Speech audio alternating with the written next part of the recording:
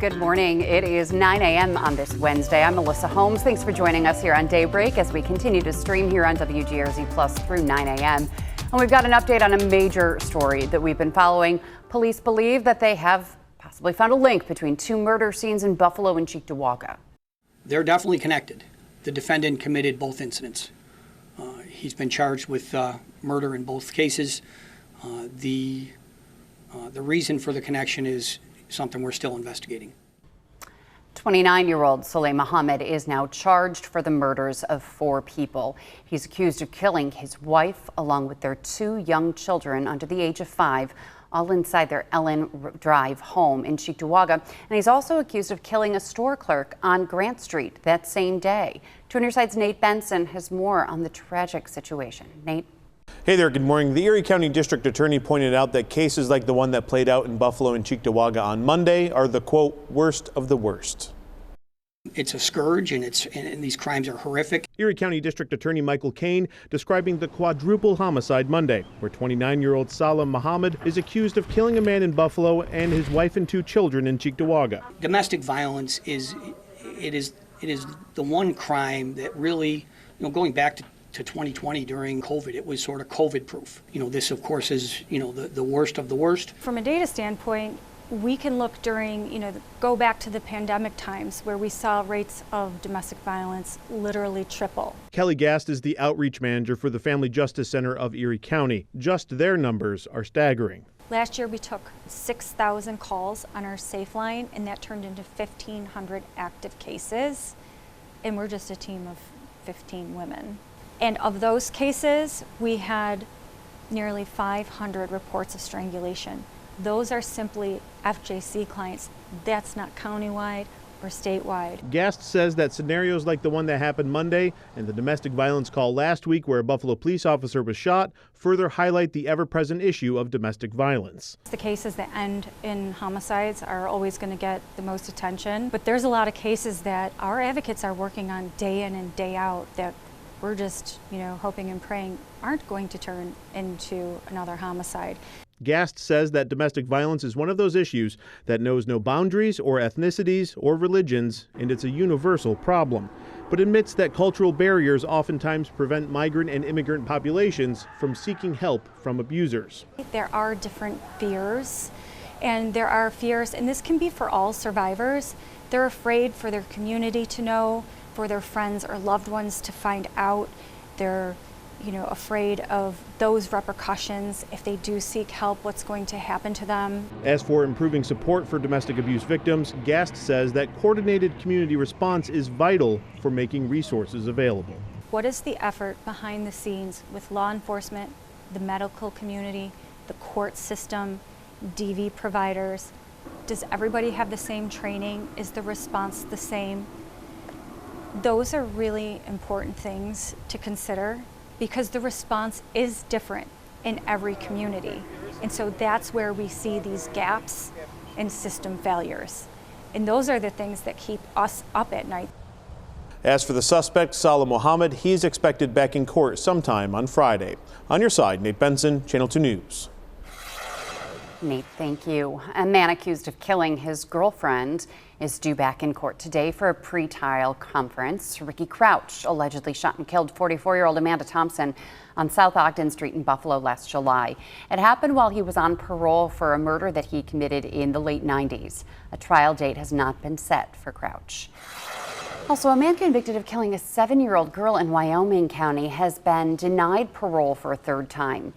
Angel Colon killed Samantha Zaldivar back in 1997. Her body was found buried in a field not far from her home. Colon was in a relationship with Samantha's mother at the time, and he molested her and smothered her with a pillow after she wouldn't stop crying.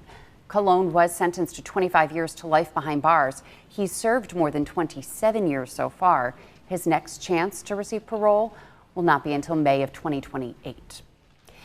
10 people, including 9 teens, are now facing alcohol-related tickets and charges after a concert at Darien Lake. They were arrested during the Hardy concert on Friday. The Genesee County Sheriff's Office is accusing 3 18-year-olds, a 19-year-old and a 20-year-old of underage drinking. 4 minors were also charged. A 22-year-old's also facing charges of driving while intoxicated. All of them were released on appearance tickets and have to be in court later this month. Well, remember this scene in Niagara Square a couple weeks ago? You can see a lot of police officers surrounding an abandoned, damaged Tesla in the middle of the night. Well, it turns out a Buffalo businessman is facing charges in connection to that vehicle. New court documents show that Buffalo biodiesel executive Thomas George Jr., who was also a retired lieutenant with the town of Evans Police Department, he was ticketed for leaving the scene of a property damage accident, failing to stop at a stop sign, and other charges. Officers searched that vehicle and they found items belonging to former Erie County Narcotics Chief DJ Granville, including a handgun. And Granville was charged with a misdemeanor for unsafely storing his weapon. In a statement, Buffalo Biodiesel called George an exemplary employee and said that he will handle the matter with his family and attorney. George is scheduled to appear in court later this month. An update now on an effort to recruit and retain volunteer firefighters. The bill to quadruple the volunteer firefighter tax credit has just been passed by the state Senate after being passed by the Assembly last month. The legislation raises the tax credit from $200 to $800 for single filers and from $400 to $1,600 for married joint filers. The Firefighters Association of the State of New York says this would be the first tax increase in 20 years, tax credit increase, that is. The bill now just needs Governor Hochul's signature in order for it to become law.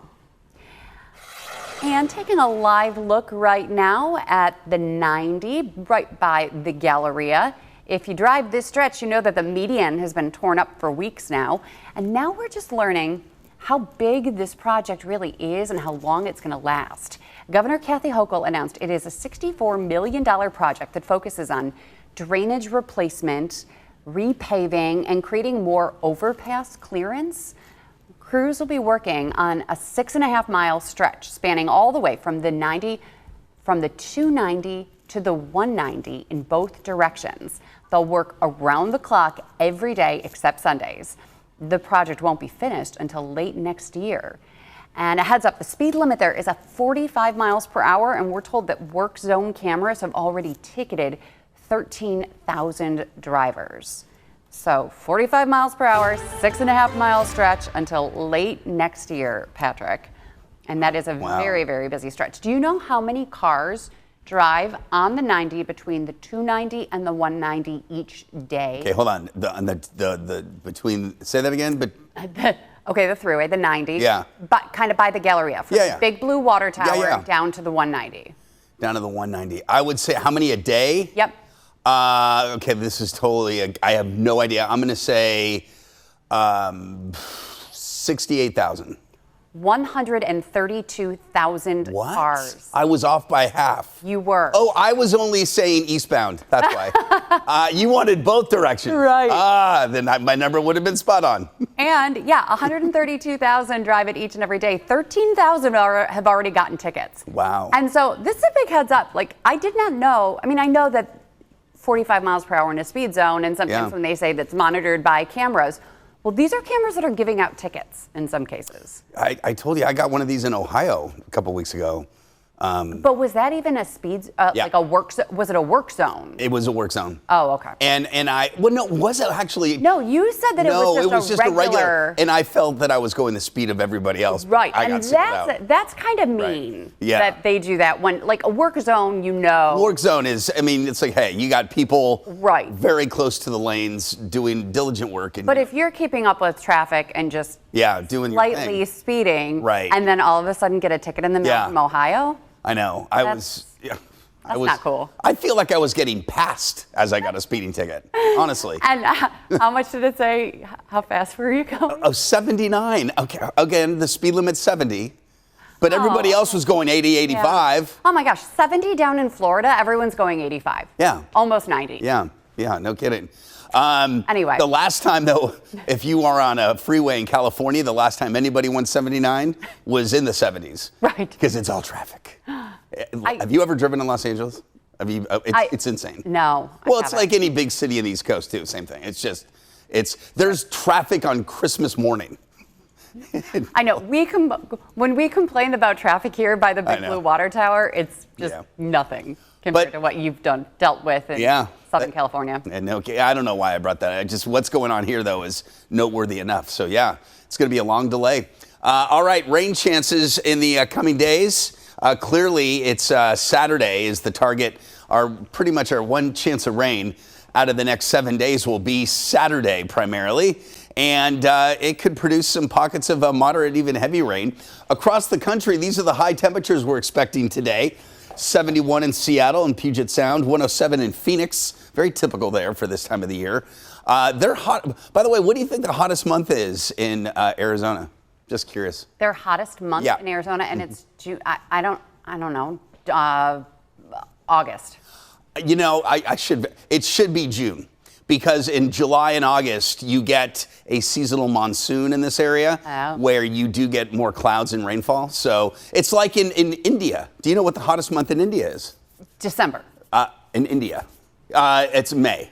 Oh, because I was thinking it's like no, India's about the same latitude as we are, but it's a little south. But the monsoon there kicks in June, and it clouds up and you get a lot of rain. The monsoon has not hit in May. Wow, I'm talking New Delhi weather. Anyway, just an interesting thought. Sometimes the hottest summer months are early in the summer, not late. Okay then, 82 in Biloxi, 78 degrees in Buffalo. We've got clear skies, and we're going to see a general fair weather pattern that continues with a little warming again. Today, we're up a little bit from yesterday.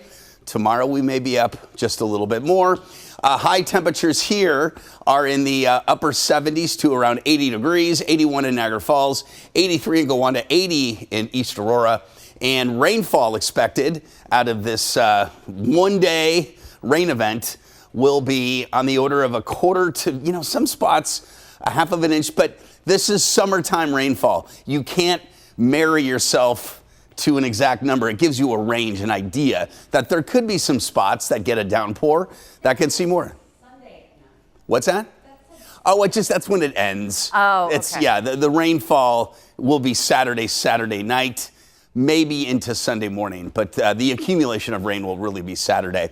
Sunny skies, clear, 52 to 56, but that's a good point, Melissa. I could have ended it at like 11 p.m. I should have. Mostly sunny, 80 tomorrow. Long range forecast, dry weather on Sunday, perhaps a lingering shower Sunday morning, especially across the southern tier. And then another long, potentially long, dry stretch envelops western New York again. Much of next week, it looks like. Well, good. Okay, I'm glad that we've got the weather drying out a little bit for the big Pride Parade on Sunday. That is true. I think the weather should be okay. In fact, it might be quite nice in the afternoon. Great. Yeah. Wonderful. All right. Thank you, Patrick. We will talk sports and donuts coming up right after the break. Stay with us. Welcome back. Here's another update on the construction of the new Bills Stadium. In a social media post, Chief Operating Officer Pete Gwelly said that the new Highmark Stadium is now 96% complete.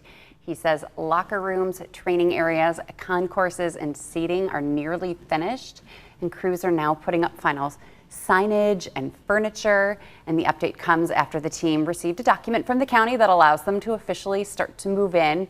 The first event at the new Bills Stadium will be the Blue and Red scrimmage in August. And yes, Patrick, I finally drove by the stadium. And remember when we were talking, well, that's the other Highmark Stadium sign. But we said it looks like the Bills logo is so small. It's fine. And then when you drive by it, it's like, okay, it's fine. It fits the building It does size fit perfectly. the building, yeah. Did you see Jim Kelly's video that he posted on his social media of his tour? No. Okay, so he posted a tour of going inside the new Highmark Stadium. You'll have to check it out on Jim Kelly's Instagram page. It shows him in the locker room. It's massive. Really? It's like, and each stall is so big. It Really? Yes, compared to the current one. The current one's pretty really small. was blown away by Right. that. And then Scott Levin also got a tip, and I think we're going to do the story today, so a little preview. There's a 92-year-old man who lives here in Western New York, and he laid the turf at the old Highmark Stadium, and he is going back today to help lay some of the flooring in the new stadium. Interesting. Yeah, That's so cool. that's really cool. So we'll cover that today. Yeah. I also met, are Buffalo connections everywhere. I was down visiting my parents in Bonita Springs, which is halfway between Fort Myers and Naples, and one of their very good friends was an usher at War Memorial. Oh my goodness. So the rock pile. 60s.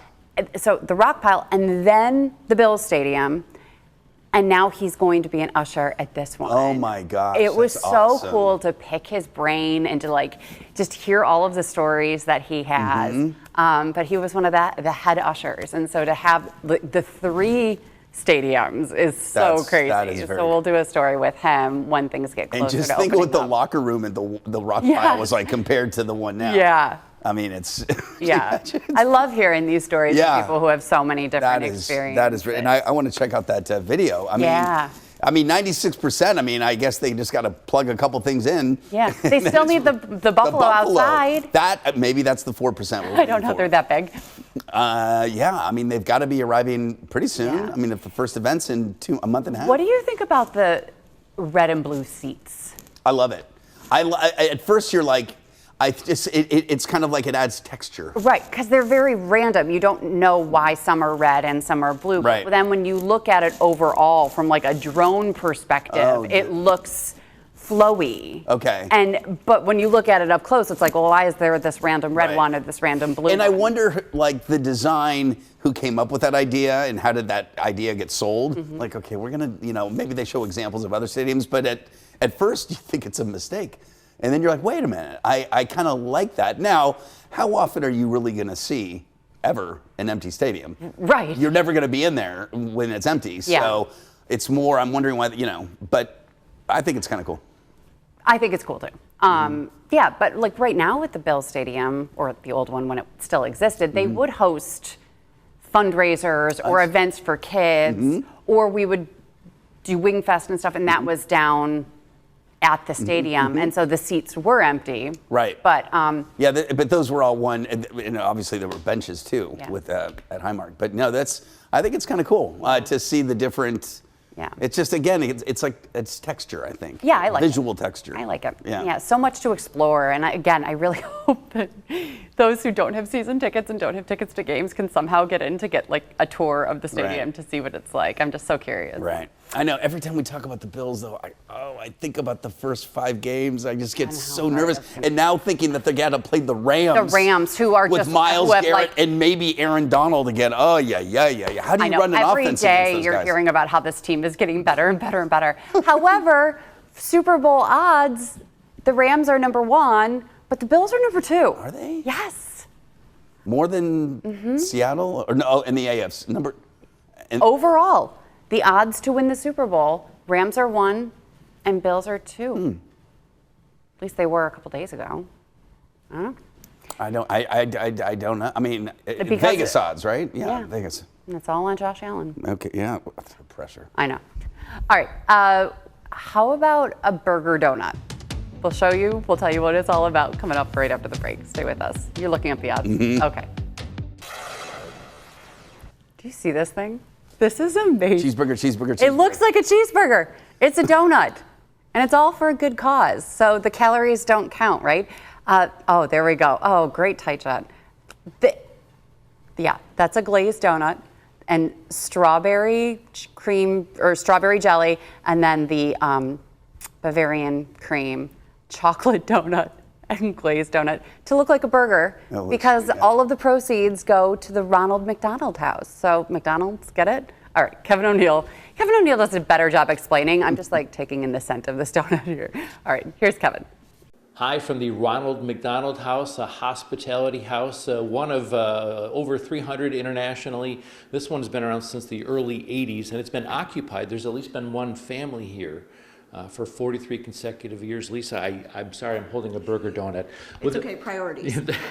The function of the house. The function of the house is that we provide shelter, food, transportation for families that have children in local hospitals, ill or injured.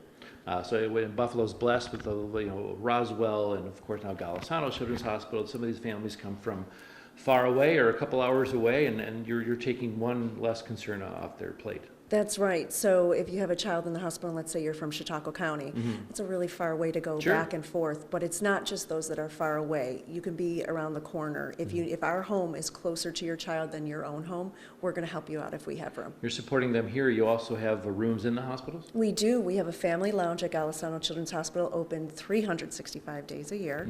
And that provides, it's basically like a microcosm of this house. It provides the same amenities. So we have food and beverage and activities, just like we do here, and it's all free, and that's at the hospital, and that's open to everybody in all 12 floors. You must have so many stories. Do you have a favorite part about your job? Oh, we work right with the families. They become a part of our family. So we see them every day for breakfast, and we see them every day for dinner, and we're going through those hard times with them sure. and the good times with them too. And you know what the best part is it's bittersweet, but when they leave, I mean, most of the time they're leaving, and they're leaving with their baby. So the baby that we've heard about for 3 months, you know, and we're seeing pictures of that baby, and then they're leaving, and they bring the baby here, so we get to see the baby in person. That's wonderful. So I mean, there's a lot of really beautiful stories that, you know, it took some struggle to get through it, but then they get to go home, their real home. Paula's Donuts is the fundraiser. First of all, Paula's husband came up with this concoction. He did. Can you He describe did. the burger donut? The burger donut. Okay, it is delicious, first of all. So it is a glazed donut that is cut in half, a chocolate donut that's kind of like scaled on either side, so it's flat, and then it has Bavarian and strawberry filling on top to be like the cheese or the mustard and the ketchup. And then in the very middle, there's a little surprise. It's like the white frosting. And oh God, it's so good. Fantastic. That's good. And since it's for charity, the calories don't count. That's right. Yeah, so these are available at your favorite Paula's Donuts, and of course, a portion of the proceeds benefit the Ronald McDonald House. On your side in Buffalo, I'm Kevin O'Neill, Channel 2 News. Whispering.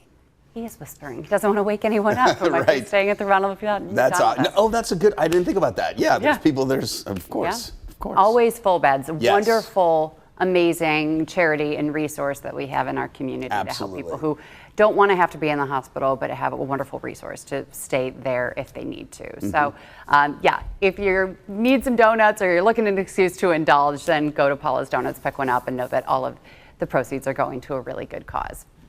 Okay, speaking of donuts and calories and health and wellness, women's healthcare took center stage yesterday as local leaders and doctors and wellness experts all came together for the Women's Wellness Summit.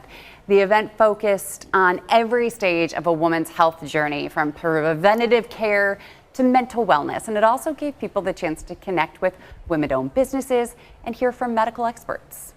Women are usually the afterthought, and there's so much misconception around our health and the journeys that we go through, and it's important for all of that to stop. It's important for us now to get the right information out to the right group of people so that we can start to heal, so that we can go back out in the world and heal other people.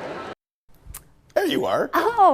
300 women attended the summit, and I was really excited to serve as a moderator for one of the panels. There were 2 different panels, and then Mary Wilson, philanthropist and wife of the late Bill's owner, Ralph Wilson, was there for a fireside chat. And it was a really, really wonderful event because women don't often talk about taking care of themselves.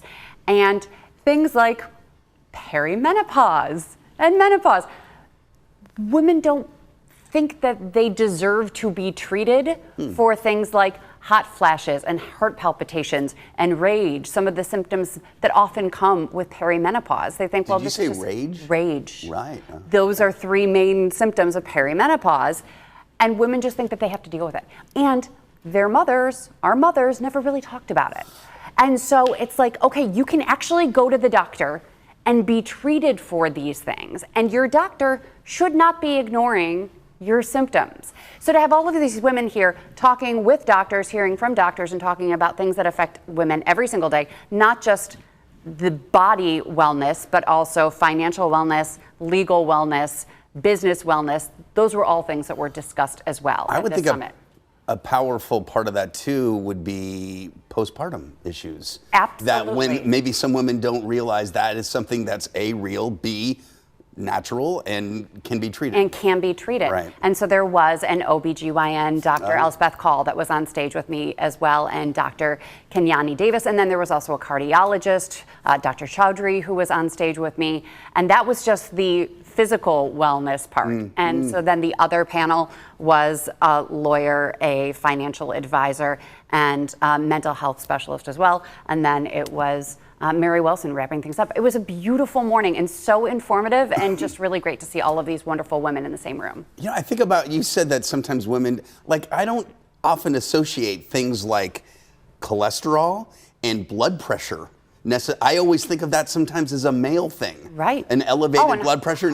Heart disease is a huge I know, for both men problem and for women, but I don't know why that is. And then they talked about screening for heart disease as young as 9 to 11 years old. Wow. For families that have a history of heart disease. And as a mom sitting, you know, there in the audience, you're not thinking that your child should be looked at for those things. So it was really an eye-opening morning and a wonderful morning that was yesterday at the Statler. It was presented by Catholic Health and Buffalo Business First. So I was really happy to be a part of it.